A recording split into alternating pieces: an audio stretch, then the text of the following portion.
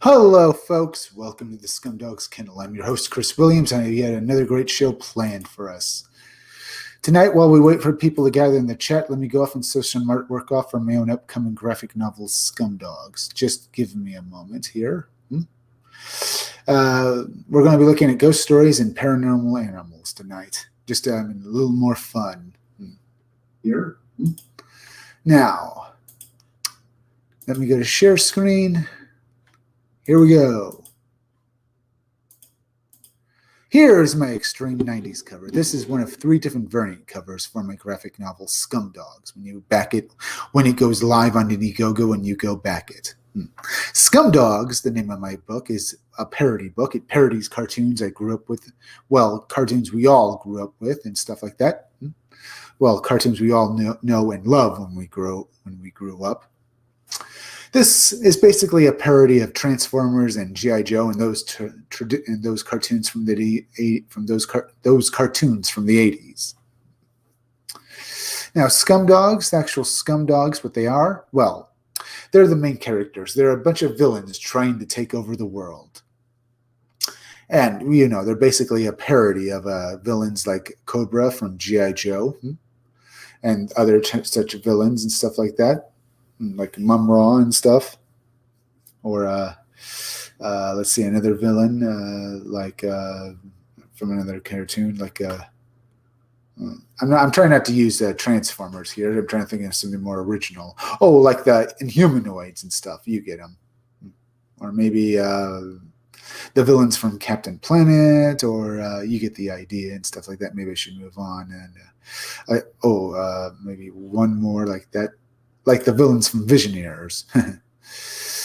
All right, yeah. Well, the Scumdogs, they're pro athletes, or at least they are superhuman. They're superhumanly powerful monsters who are pro athletes. See, in the future, there's such a thing known as the Scumdog Sports.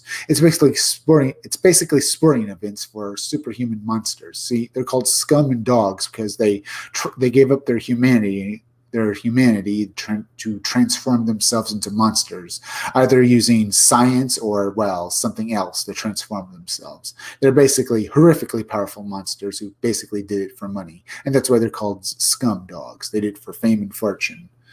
And you get the idea.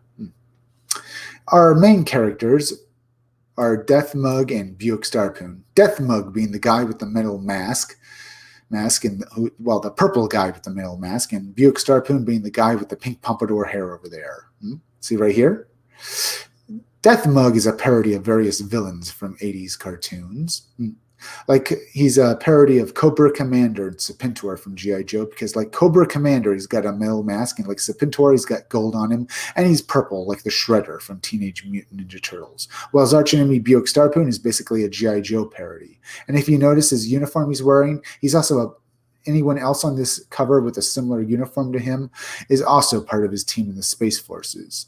See, as he's a G.I. Joe parody, but he's also a parody of characters, or rather the space hero kind of character, like James T. Kirk from Star Trek, or Captain Kirk, or Buzz Lightyear, those kinds of heroes. And because he's also a G.I. Joe parody, he also has a specialty. His specialty is he's a captain. While over here, this guy with a mohawk, his name is Roadhog. His specialty is that he's an army guy. He was part of the army before he was reassigned to the Space Forces and under Buick Starpoon. And this bald guy with a gun down here, his name is Beach Pounder. The guy in blue down here with the gun, the bald guy down here with a gun, his name is Beach Pounder, and his specialty is, his military specialty is that he's a Marine. He was just a Marine. Now, this guy back here in the red uniform in that vehicle firing his weapons off at the Scumdogs, his name is Buick Starpoon, and he's a heavy vehicle specialist, a tanker, and stuff like that. He drives a heavy vehicle like a tank. Now, this cover is one of 3 different variant covers you'll be able to back when my Indiegogo goes live. Now, let's look at Girl Friday. Girl Friday here is another member of the Wild Rangers. That's the name of Buick Starpoon's team in the Space Forces. She was assigned to the Wild Rangers because she's basically been assigned to them. her superiors in the Space Forces saw that the scum dogs and the Wild Rangers were fighting, but the Wild Rangers were able to save the day against the scum dogs. But in doing so, in every encounter they've had, the Wild Rangers have pretty much destroyed everything around them. The collateral damage is so great that they're worried about lawsuits. So they assigned Girl Friday to be Buick Starpoon's second in command, and she hates her job because she's basically there as a babysitter. She thinks her career in the military is over, and that, well, basically it's completely destroyed and stuff like that. So she hates Buick Starpoon and the rest of the scum dogs. And you're going to love her when you read her in my graphic novel. By the way, hit that like button for me, will you? As well as please go share this video on social media. Now we're going to look at Death Mug's henchmen and stuff like that. The guys who he gets to basically do his dirty deeds. Because, in all 80s cartoons, the main villain who would be trying to take over the world, his underlings would be total idiots. Well, these are Death Mug's idiots. The blue guy with the top hat is Murder Mouth. And the pink guy down here is Sloppy. There are a couple of idiots. They're a parody of every villain from an 80s cartoon. Well, they're a parody of every henchman. And from an 80s cartoon, there are a couple of idiots that destroy everything they touch. Here we have Hair Metal Doctor. He's basically a parody of Dr. Mindbender from G.I. Joe, a mad scientist. But my mad scientist here has been crossed over with a hair metal musician because I thought that'd be awesome to have as a villain. He thinks of all the mad gadgets and machines the scum dogs use to try and take over the world. But he also does it while rocking out. He's Hair Metal Doctor. Here we have Miss Breasty Melons. She's basically a parody of the Baroness from G.I. Joe. But unlike the Baroness, she's a party girl who wants to have fun. She only became a villain because she wanted to have fun. So she thought basically working with Death Mug and the Scum Dogs to take over the world would be fun. So she thought that's what she did. She's Miss Breasty Melons. Now, the Hair Metal Doctor pinup and the Miss Breasty Melons pinup here will be included with my graphic novel for you all to basically back when it goes live on Indiegogo. But I will also get these pinups out to you on t-shirts from Crypto Fashion as soon as I'm able to make them, okay? Now, we looked at this. That was pretty much fun. Let's go out and look at some more supernatural creatures tonight, ghost stories and supernatural animals. And have some more fun looking at all this stuff, huh? We have 2 likes. If you haven't hit that like button yet for me, folks, please do so. It really helps me fight the algorithm. All right, what to look at first? There's Bigfoot, UFOs, and high strangeness at the Monster Land of Massachusetts. We could look at that. I did say supernatural animals.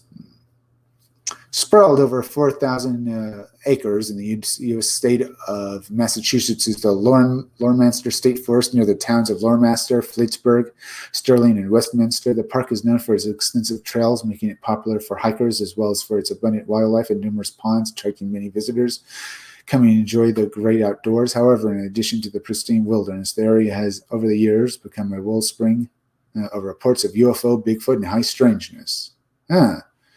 Okay, that is interesting, huh? Over 4,000 acres in the U.S. Wow, it does sound interesting.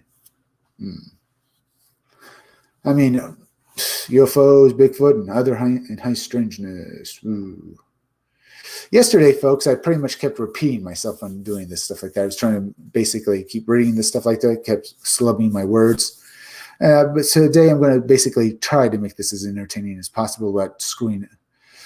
Well, I thought, I'm just going to keep doing this and make this show as enjoyable as possible. So I'm going to try and keep from repeating. I'm going to try and do the best I can in this show. But what do you think about this, folks? What attracts Bigfoot to these areas as well as UFOs? Are they interested in Bigfoot? And what's with this other high strangeness? Do you have any ideas what it is? Feel free to leave me a few chats with your ideas on what all of this could mean. As well, do you think there's going to be anything else there? I mean, I'm trying to think of some ideas here and stuff. All right. What else to look at? let's get into the story. And as I said, I'm going to make sure not to flub my words and repeat too much like I did yesterday. The show I did yesterday was good, and if you feel free to go check it out if you want to, because it's a good show. But I feel I can do a lot. I feel I'm going to do better from now on. Much of the strange phenomenon reported from here revolve around a forested area of South Lynminster, sitting within the Lynn State Forest, the near Old Bridge and Jungle Road, which has gained the rather apt nickname of Monsterland. According to the folklore historian and Loreminster native Ronnie LeBlanc, the area has been a hotspot for Bigfoot sightings going back to all the way to 1884, with early settlers even complaining that the creatures would attack and kill livestock. The stories really picked up in the 1950s, and LeBlanc has said, of this. When I started noticing that there was a lot of activities and stories in around Lynminster State Forest, which connects to Monsterland through the power lines, a lot of the locals that grew up here used to call it Monsterland.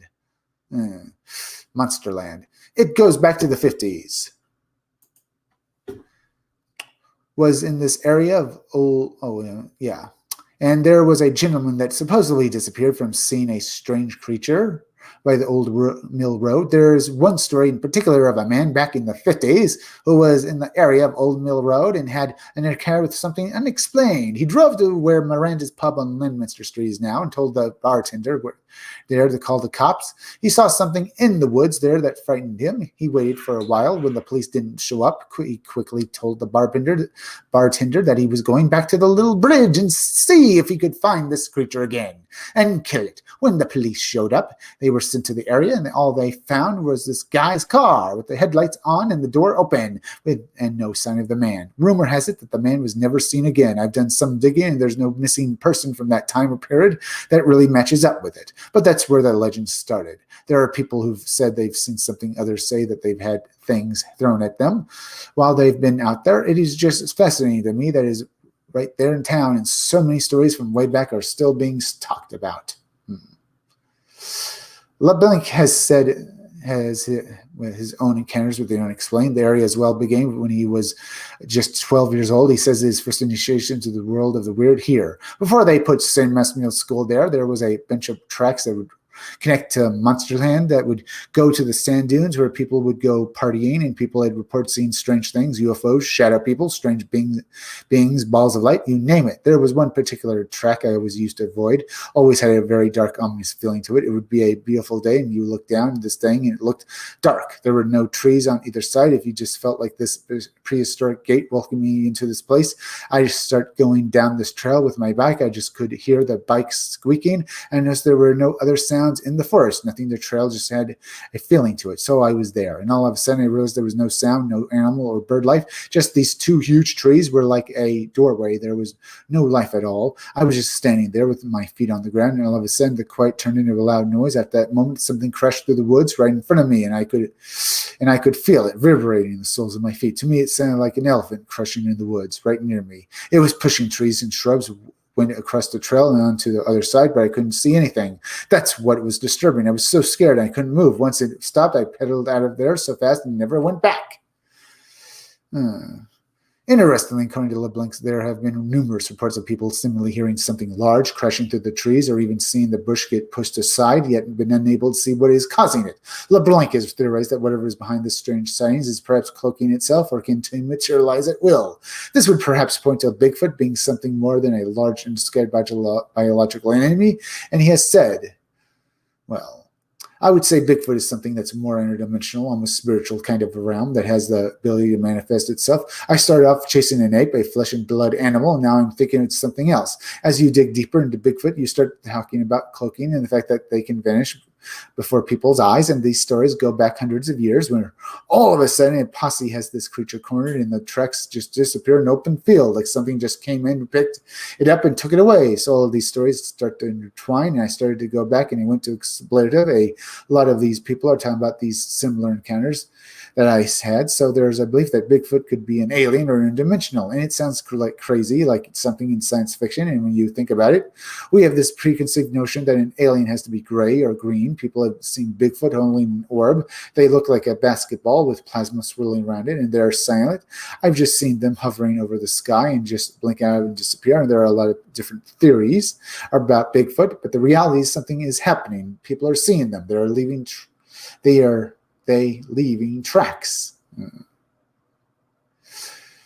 This may or may not be tied to all of the other strange phenomena reported from the area, including floating orbs, lights, UFOs. LeBlanc, UFOs himself has had a UFO sighting in which he saw the outline of a large creature surrounded by a halo of light, which he believes was a Bigfoot. Apparently, in the 1960s, the area experienced a huge wave of UFO sightings, which just happened to have coincided with an increase in Bigfoot sightings as well.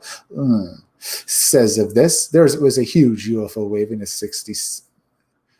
67 in Central Mass, people were seeing UFOs over ponds. In 1967, in Central Mass, people were seeing UFOs over ponds and lakes, and there was a lady in Fitchburg saying there was a UFO coming out of the reservoir. When I started researching, I found out that Betty Anderson had this thing happen down on Howard Street in Linminster with his ball of light, hit her head, and this mental telepathy and these gray aliens and other stuff happening in the forest in Westminster and South Abersham during this time. This area was also getting a wave of Bigfoot sightings and reports from the state police. There have also been ghosts and other spiritual white bears seen in the area, as well as numerous reports of hikers experiencing mysterious bouts of disorientation or missing time, and is also enough to make one wonder just what is going on.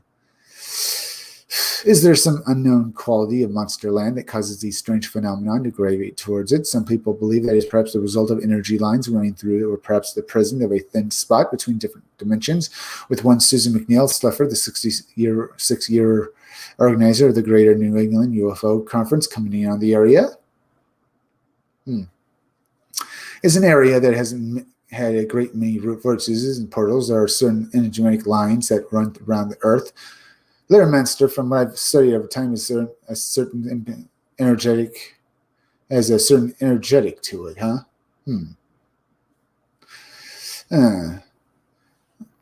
Let's see. The guy here says himself has no idea why they're even suggesting that we are not meant to know, and has in the meantime managed to raise quite a bit of awareness about the paranormal aspects of the area. He has written 2 books on the weirdness in Learmonster State Forest, Monsterland Encounters with UFOs. Monsterland Encounters, other stories. And he has also appeared in the Travel Channel series exhibitions, Bigfoot's Finding Bigfoot in Search of Monsters. What is going on in this place? Are these basically, like you said, they're just what is going on here, what's happening. We certainly want to find out, don't we, folks? We looked at this. Not too bad. Let's go look at some more stories. I did say I was going to look at some more ghost stories. So let's go over here. Let's see. Let's go to ghosts. See if we can't find something to look at here. Ghostly apparition photographed at Bolton Smith's. For cryptozoology, UFO ghost hunting, all parts of one much bigger mystery? Maybe. The mini ghosts of Windsor Castle? Maybe. The Phantom Bear of Worcester. Ghostly animal hauntings. Ghosts torturing students at University of Wisconsin's residence halls. The mystery fire ghost ship of Numberland Strait. Let's see.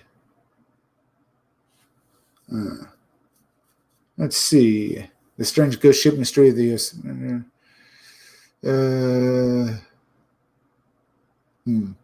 Let's go look at this. Trees, moon, trees, ghost boy, radioactive elements, and more mysterious news. April 20. News April. Let's take a look at this.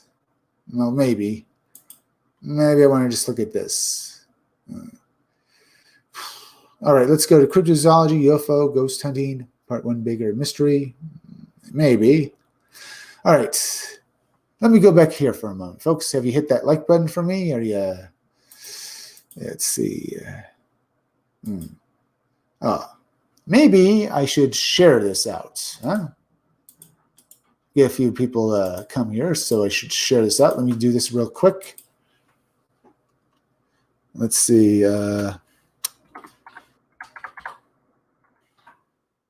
Comics Gate stream. I might as well do that. Live now. Yeah, use the link. See if we can't get some people in here, huh? All right, and maybe go over here, down here, and just pin this. Unpinned from profile. Pin to profile. There. Now we'll get some more people in here. And just do this. Before I look at this one, I think I want to go over here and look at, let's see this.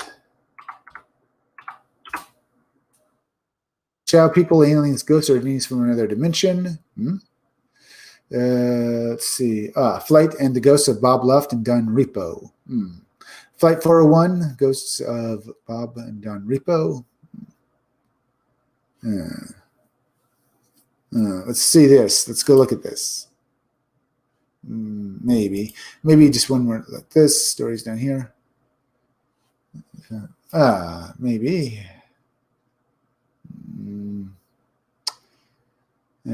Hunting roads and their paranormal encounters from chilling legends from around the world. Yeah, let's look at this. Or should I look at the airplane one? I'm trying to decide here, huh? Which one do we want to see first?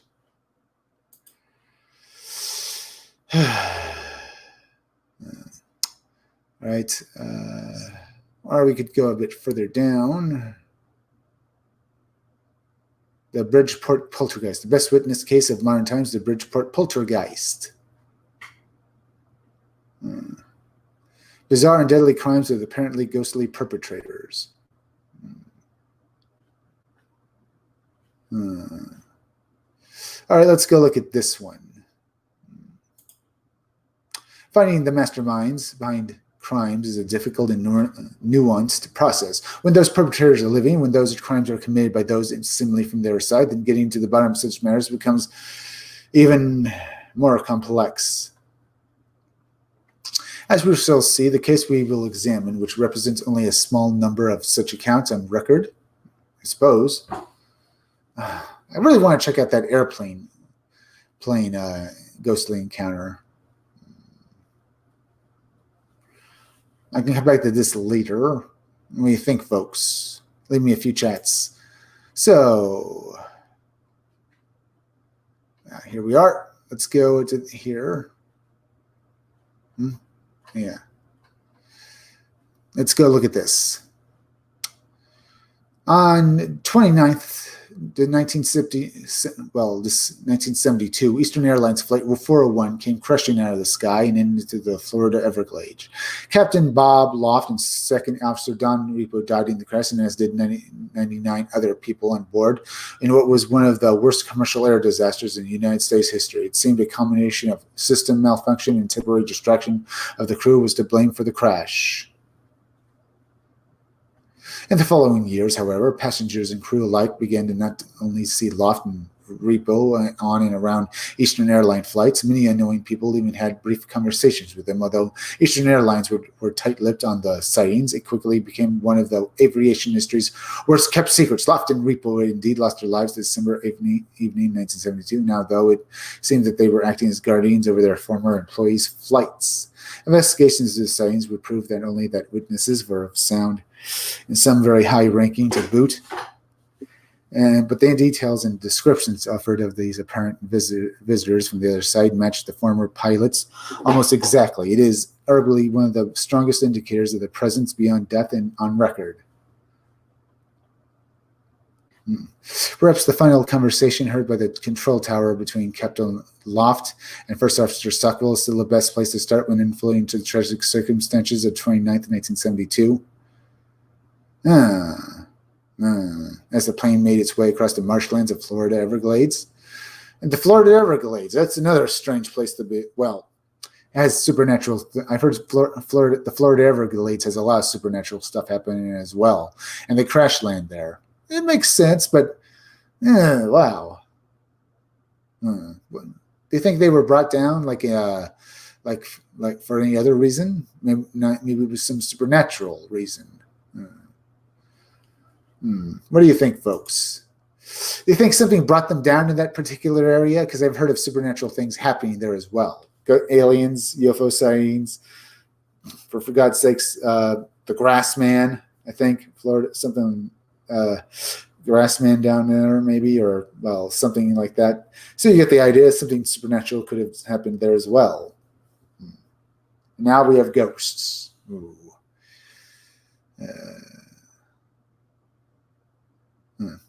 As the plane were across the Everglades, Stuck Still is heard to say, "We did something to the altitude." Loft expresses concern, surprise, before Stuck Still asks, "We're still at 2,000 feet, right?" As realization appears to have dawned on Loft's, the transmission cuts out. The Eastern Airlines flight had just impacted into the ground. The final conversation gave investigators enough to have a clue to then piece together the timeline that led the pilots to be the final position they found themselves. As they went through the records of the flight, it came to light that the apparent problem in the cockpit had drawn the crew's attention, so much so that an increased amount of movement took place. During this time, the plane's autopilot system was set to maintain the plane's altitude at 2,000 feet. However, a push on the steering system in a specific way would disengage the autopilot. It appears this happened during the temporary commotion among the crew. The plane dropped around 500 feet, but no one among the crew realized it, as their system didn't register the drop. Only when they dropped their altitude shortly after did they realize the error, by which time it was already too late. The Everglades were rushing towards them. Whether or not there was a connection to the incidents that would follow, many rescue workers would report seeing and hearing strange things in the Everglades in days and weeks that followed the crash. The short video below it basically tells you what happened with this. Basically, with this little video here, A surge of sightings of the pilots on Eastern Airlines began in the immediate months following the accident. Although Eastern Airlines themselves refused to publicly speak of them, many paranormal investigators managed to speak it to their employees. Many of them were happy to tell of their experiences. Some high-ranking employees and pilots would only do so under the cover in anonymity. For example, one unnamed flight engineer would tell how he almost screamed when performing the standard pre-flight checks. Don Ripple appeared in front of him, saying he had already done the checks for him. And that is, wow. Ooh. Let's go. Keep going.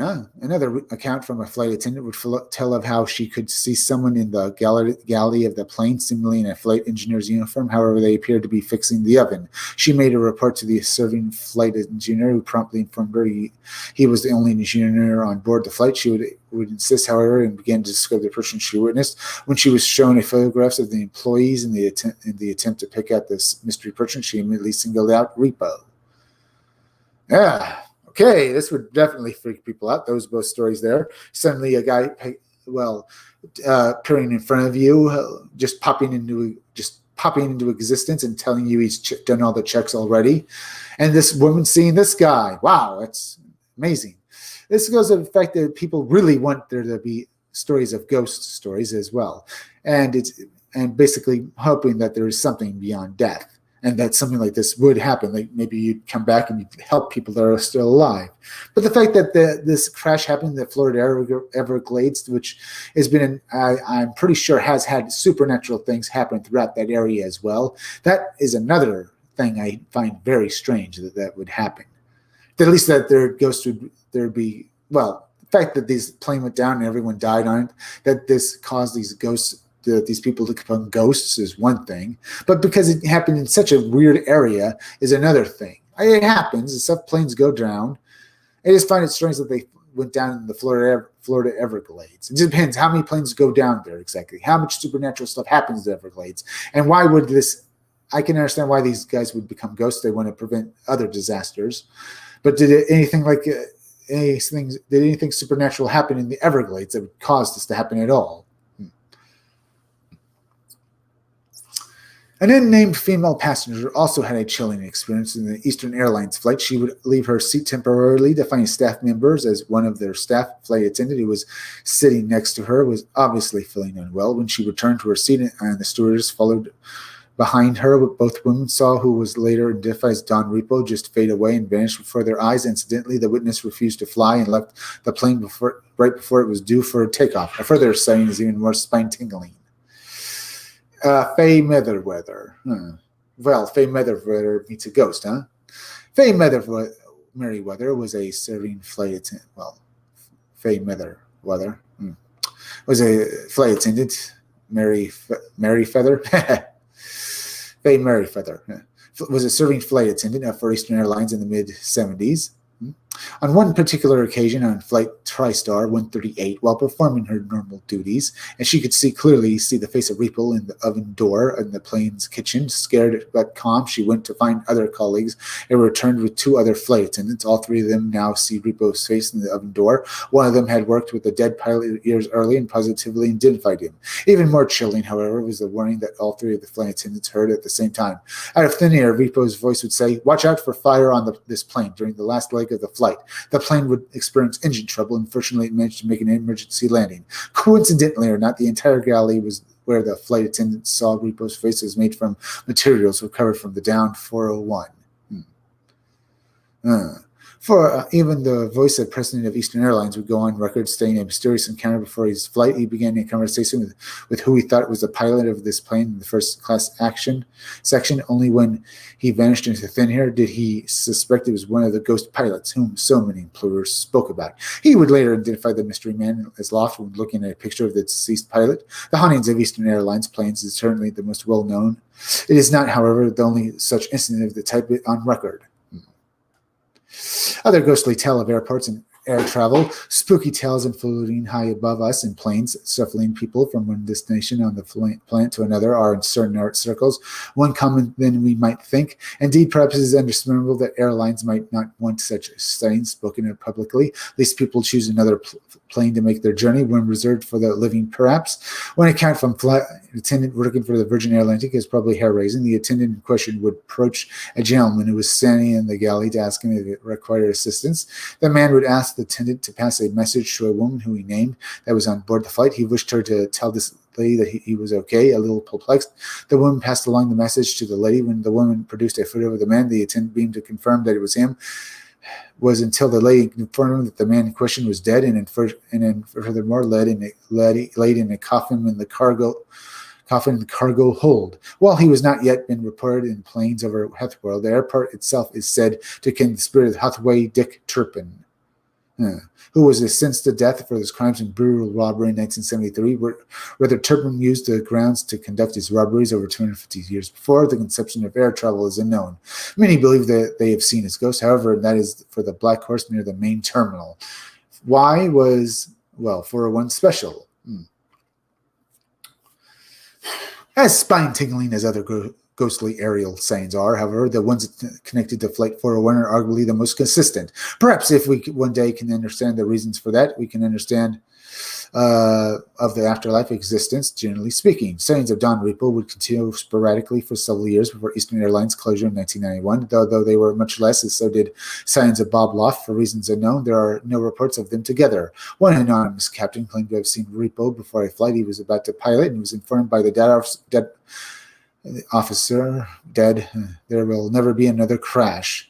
We will not let it happen. While history would suggest that they were unable to deliver as promised, most consider the signs to be completely genuine. Perhaps the spirits, energies of the man simply moved on from our realm of existence after so long. Maybe the salvage pieces for one's records also contained the final energies of the crew. Perhaps they carried with them a sense of guilt at missing the altitude drop. It is certainly a unique case and one of the better documented cases of the existence of something beyond death.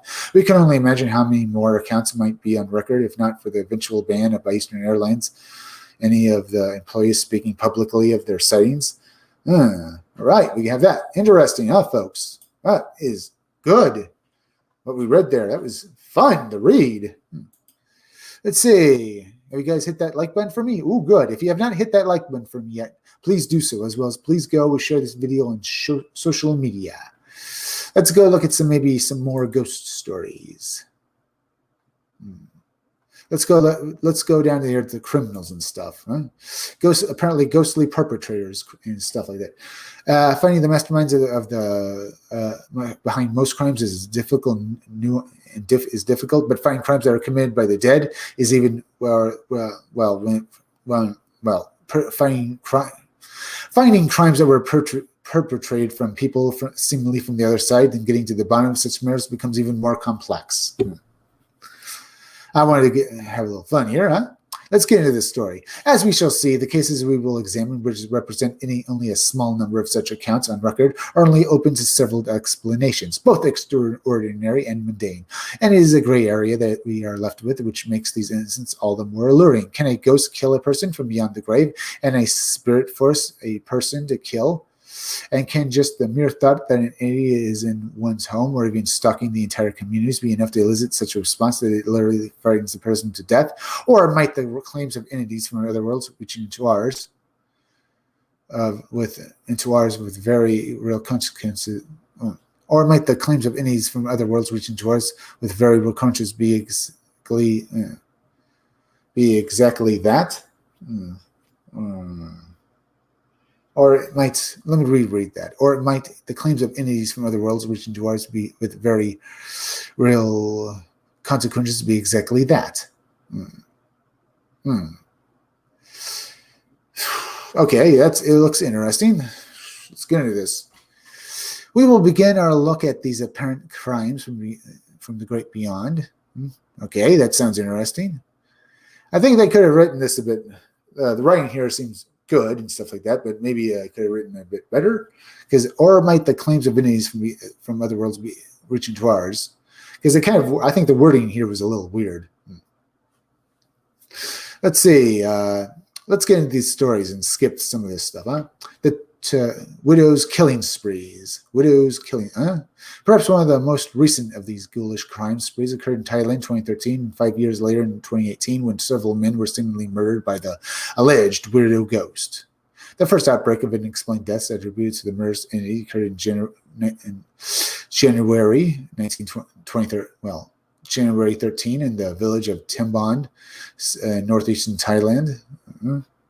The strange manifestation is said to prey on healthy males in the village, and according to local reports at the time, was responsible for 10 deaths. Even stranger, when the autopsies were performed on the dead men, it was discovered that each had died from respiratory failure. And what's more, none of the men who died had any known health issues. In fact, all were considered extremely healthy. Well, an explanation and indeed a solution to the outbreak of strange deaths, the villagers sought the help of a specialized medium. Villagers were told by the medium that they should hang a red shirt outside their homes to repel the evil spirit. Even more ominous, families with only one son were said to be more at risk of the entity visiting them. June 2018 appeared as though another spate of widow ghost killings were unfolding, this time in the Richmond Primal district. On this occasion, 2 men died, and upon consulting with a medium in the area, the villagers were told that the widow ghost wished to kill 4 men in total, meaning she was looking to take the lives of 2 further men. Once more, villagers would hang red shirts outside their doors for apparent protection. Whether these outbreaks of death were due to an infectious disease or perhaps open to debate, their short video examines this, huh? Truly strange tales of the Hammersmith ghost. Perhaps of the earliest such hauntings, criminal activity occurred as far back as the early 19th century in Hammersmith in London's West End. In fact, the case of the Hammersmith ghost is perhaps important as it would alter how such cases of a person being liable for their actions would proceed in the law in the future. Beginning in December 1803, several residents of the Hammersmith district, London, began reporting sightings of a strange ghostly figure dressed in white. Local legend has suggested that the apparition was the spirit of a local man who had taken his own life. Whether accurate accounts of the project of hearsay, it was claimed that no ghostly was. Several Hammersmith residents had died from fright. One local man would even abandon his wagon and horses when the specter put in an appearance one evening. By the opening days of 1804, a vigilante-style group of local men began patrolling the streets of Hammersmith, and should the ghost put in an appearance, they would take no chances by holding back an attack. Such a mindset would prove deadly on this evening of 3rd, 1804. Francis Smith, who had by all accounts spent the majority of the evening in a local public house, would witness a figure dressed in pale clothing while patrolling the area with his perspective possibly skewed slightly to the local hall he had consumed. Smith would call out as the strange figure. No answer came back. Not taking any chances, Smith pointed his gun at the strange entity and opened fire. However, when he went out to the now fallen ghost, he discovered his effect a local man, Thomas, a local bricklayer. Then the twist took on an even stranger turn, out of the most bizarre criminal history. Smith would immediately hand himself over into authorities where he would ultimately be arrested for the murder of bricklayer Millwood, who had been wearing this pale clothing that he would normally wear while working. He had been mistaken for the ghost by Smith. Despite this, Smith was found guilty of Millwood's murder and sentenced to death. However, after looking at his case again in the truly strange and mitigating circumstances, he was ultimately pardoned and released from prison. In a further twist, a local shoemaker would confess to being the ghost who had been stalking the people of Hammersmith. He would state in his confession that he had become increasingly fed up with many of the locals telling his children's ghost stories and frightening them. He would to teach them a lesson, dress up as a ghost, and proceed to stalk the area. No official records of any punishment given to the shoemaker, and it is assumed he was simply released. The case of one of the most bizarre in history would set a precedent as to whether a person was always liable for their crime and the mitigating circumstances should be taken into account. Incidentally, it was claimed at the trial that Mirwood's wife warned him to change his work clothes at night. She further revealed that he had been mistaken for the ghost on several occasions previously. Even more intriguing, following the shooting, his body was taken to the Black Lions public house, and he is said to still haunt today. Okay. Ghost of Campo Lane. Around half a century after the strange occurrence in Hammersmith, another intriguing incident would unfold in England, this time in South Yorkshire. Various write-ups of the account exist online as well as in several books. Perhaps one of the most detailed can be found in the book by David Clarke's Scared to Death, which looks at that and many other accounts of the Sheffield area, the Victorian area. Maybe I should make a few comments here, According to reports, a Mormon couple, Ralsons, would move into a new accommodation, Campo Lane. Hannah Ralson would quickly become friendly with a local woman named Harriet Ward and would consequently begin spending time with her. One day, however, while Harriet was in the cellar in the building, she suddenly returned, screaming flight. She would claim that she had witnessed a frightening old woman who was covered in blood. In fact, she would see the presumed spirit several times during the day. At this stage, only Harriet had seen the woman. However, news of the sighting would soon spread, and with it would come a drastic course of action that would cost Hannah her life. Sudden death caused by fright. As news of the sightings leaked out to local populace, particularly among the Mormon community, much debate began to take place of the identity of the apparent spirit. Reasoning that it was likely the spirit of a murder victim who had been buried in the cellar, a group would begin to attempt to remove the stone floor and see what was underneath. During the process, Hannah would decide to place a blind at the cellar window to avoid onlookers. It would be a decision that would prove to be fatal. As she began down the steps, she saw something so frightening that it caused her to faint and fall down the steps. She would recover temporarily, claiming that the ghost woman was still there in the room looking over her. She would even claim that the spirit was indeed a murder victim, a lady once named Elizabeth Johnson. Her murderer was her nephew, William Dawson. According to the information passed by Hannah by the woman had allegedly begun in Hannah's direction as soon as she began down at the cellar steps. And a truly harrowing turn of events. Hannah passed away by the following day. The cause of death was officially registered as being sudden death, which was caused by fright. Okay, that is something to read here, huh? Let's read some more before I make any. Let's read some more and stuff, huh? Without a doubt, one of the most disturbing cases committed from beyond the grave is that of Doris Brither, whose story was told in the 1982 movie The Entity. How much further do I go down here, huh? All right. A movie where their brother's name is changed to Carolyn Moreland. She is subject to physical attacks from an apparent invisible presence, calling their claim of being raped by the spirit. The incident took place throughout the summer of 1974 and would become so intense and frightening that she would seek the help of paranormal investigators from nearby University of California, Los Angeles. The investigators, Barry Duff and Carey, would spend several months with Brither. During this time, they would conduct several experiments and even themselves. witnessed increasing levels of paranormal activity as well as strange flowing orbs, items around Brother's home being moved. They also witnessed a green fog-like substance in the shape of a large adult male. It would ultimately be theorized in some quarters that the ghost was that of an old boyfriend of Brothers. However, others state that the spirit was already present in the house when the unfortunate woman moved in. This claim is perhaps accurate, especially when we realize that upon further moving to the property, a mysterious woman arrived at the door to warn Brother that something evil lived in the house. The woman would claim she had once lived there and when she was a young girl, and that she urged Brother that she had to get out. What perhaps makes the case even more interesting is that Brother would often experiment with Ouija boards in her youth. Might this have somehow connected her to a spirit that tormented her years later? Yeah, it is interesting. A bunch of stories. People dying, being killed, being mistaken for ghosts, people pretending to be ghosts, people seeing women being raped and seen, and people who work at, and people basically investigating these cases and finding such strange things. I mean, the case with the woman with the woman who died of fright, that is very weird, isn't it?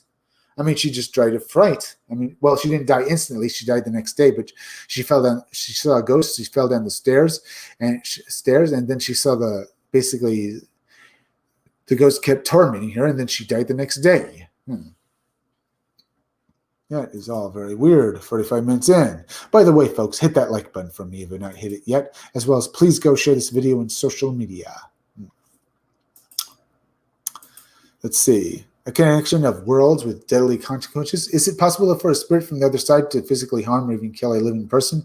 The truth is that we simply do not understand enough such things as hauntings, ghosts, or manifestations of energy to give a solid answer, one way or the other. Most would suggest that the more, reasonable explanation shed light on some of these mysterious instances. For example, might the unfortunate men in the villages of Thailand have been struck down by a mystery infection that they still have not been able to identify, Might just the thought that a ghost was stalking you be enough to result in someone literally being frightened to death? What should we make of this Campbell Lane ghost, for example? Had Hannah Riddleson?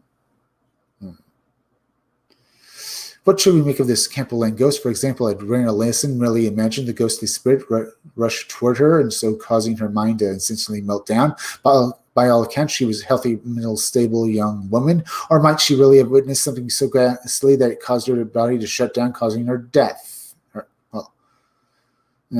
Causing her death. Like many of the strange unresolved mysteries that we examine, one only further study of these and other similar cases that might surface in the future will unleash the truths that will one day shine a light in the aspect of our reality that we can get to understand. Right. Interesting, huh? Good. Bunch of stories there. Now I think I'll go look at some, let's go look at some animals. Let's go. Let me do that. Whoops. Animals. Whoops. Let me do this. Damn bloody murder caprice and unnatural Christians of cattle mutilations. There's that. Chupacabra, the most convincing stories. Legend folklore. That. Legends and accounts of the Loch Ness Monster. Maybe. There's that. Bizarre accounts of the monsters from outer space. The Flood. The Lost Link. Between Our World, Skinwalker Ranch, the strangest place on earth. Human cattle mutilation, grim and chilling claims. Monstrous creatures of the deep. Let's go look at monstrous creatures of the deep. Let me go over here for a moment real quick. Have you guys hit that like button for me? Tonight we're looking at more ghost stories and paranormal animals. And we looked at Bigfoot, connection and stuff like that. Oh, yeah, I did say I was going to look at cryptozoology, ghost hunting, and all parts of one much bigger mystery. Let's go look at this. I know from experience that most people in the Bigfoot field loathe to discuss the paranormal aspect of the hairy, mysterious phenomenon, and I've seen ufologists moan and groan when the likes of the Loch Ness Monster are discussed in conversations and connection. I've also seen this conversation controversial crossover angle occur time and, again, the same applies to the paranormal, to be supernatural, and to the occult. John Keel was someone who came to conclude that all of the world's paranormal mysteries were interlinked. Keel was almost certainly correct on his ideas, views, and conclusions. I'll begin with the matter of how paranormal phenomenon can have a distinct effect on electrical equipment within the fields of ufology. There are what have seemed vehicle interference-based cases on many occasions. Car and truck engines stall. UFOs are in close proximity. Lights go out, and the driver is 100% stranded, at least until the UFO is gone. When in 2003, UK-based cryptozoologist John Drons was investigating a spate of Bigfoot-type creatures in the north of England, he had a very similar significant electrical issue, as John said. Although we are tested all of our electronic equipment the night before, charged up batteries where necessary, and put new batteries in all of the equipment which needed them, particularly without the exception. And this is all very stuff. All of these cases seem very connected. Supernatural animals like hellhounds and Bigfoot basically have been known to be seen together. Ghosts can turn into light balls, which could be construed for UFOs, or whether ghostly orbs. UFOs have maybe been let's see, sky beasts or something like that. Something called sky beasts can be also mistaken for UFOs because they seem to be mysterious creatures. Or, well, if you don't know what a sky beast is, it's supposed to be the supernatural creature like a sky whale, a big floating creature that's actually an animal, not actual supernatural, but has the ability. But because it's basically lighter than air, it can float through the sky. It's not like an actual whale. It's more like an ephemeral creature, like a sea animal, like a not a squid, but what's the word I'm looking for? One of those things that if you get touched by it stings you. Not a manta ray, but one of those sea animals that basically looks like floating balls and stuff like that. I know if you touch them, it can sting you a bit. But sky beasts are supposed to be like that.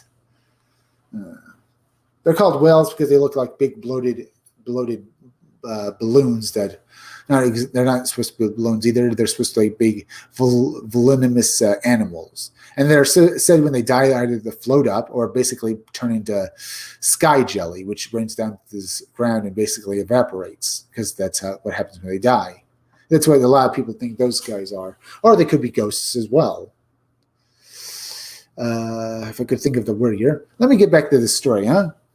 All of our equipment failed for all the charged batteries were necessary. Yeah. All our equipment the night before charged up batteries when necessary and put new batteries in all of the equipment which needed them, particularly without exception. A lot of equipment we needed them. My laptop, for example, had a battery which lasts between 20 and 35 minutes. It lasted just 3 minutes before conking out. Immediately, I received an enormous number of telephone calls during our stay at the lake, but not anywhere near enough to justify the fact that I had to charge the handsets 4 times in as many hours. The batteries in both grips and our tape recorders also failed. It seems both that there was some strange electromagnetic phenomenon at work here. Then there are the near endless problems ghost hunters have with their equipment while prowling around haunted houses. See what I mean about the parallels when it comes to electrical equipment in cryptozoology, ufology, restless dead? Now let's have a look at the matter of synchronicities. Well, to look at the matter, let's look at synchronicities, or as we could also term them, meaningful coincidences. They actually don't seem to be just, coincidences. I've had dozens of synchronicities in my UFO research, and there's no doubt in my mind that synchronicities are real. And it's not just a case of occasional coincidence here and there, but by such a mystery, it doesn't just apply to aliens and their craft. The matter of Scotland's most famous monster, Nessie, the story of F.W.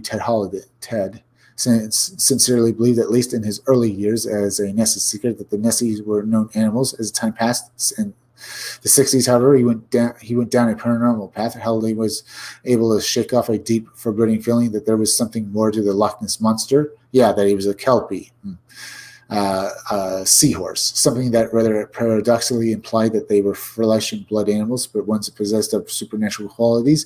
It was a feeling that would ultimately become a full-blown unhealthy obsession, and one that pretty much dictated the rest of his short life. In research, it was also something that led Halliday to the world of the synchronicity, as you'll see. Right? But the time of Halliday's book, Great Om,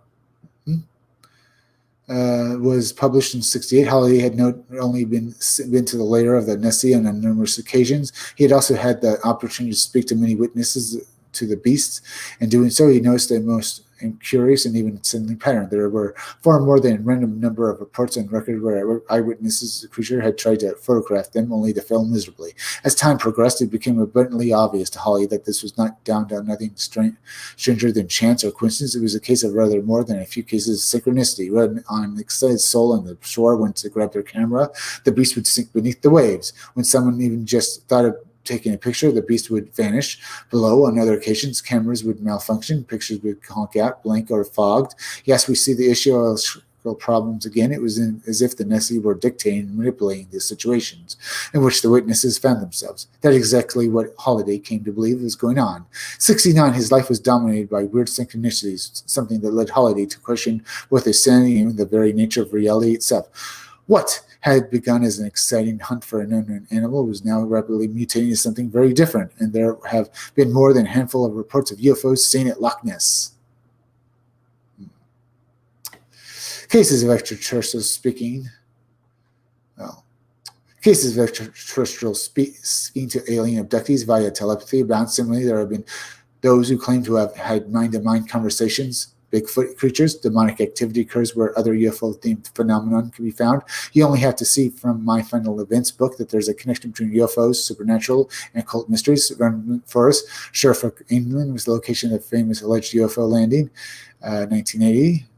Landing, December, and so a lot of people don't know that those same woods are filled with tales of monsters, as the shrug monkey, mysterious black cats, and phantom black dogs. In other words, yet again, we see a crossover between UFO and Enigma. Matter of cryptozoology denying the similarities described directly above would be very stupid. Only a fool would deny the parallels throughout this article, or those who can't bear to have their belief systems disrupted. The fact that is that UFOlogy, cryptozoology, the occult, the paranormal, the supernatural are all interconnected. The problem is that many people in their respective fields are undeniably hostile to such matters. If only those in their respective fields could get together and pull all their work, they would see incredible similarities that are bound everywhere. Maybe we should dump the terms cryptozoology, UFO, ghost hunting, paranormal phenomenon, the occult, and perhaps we should combine them all into one term. I suggest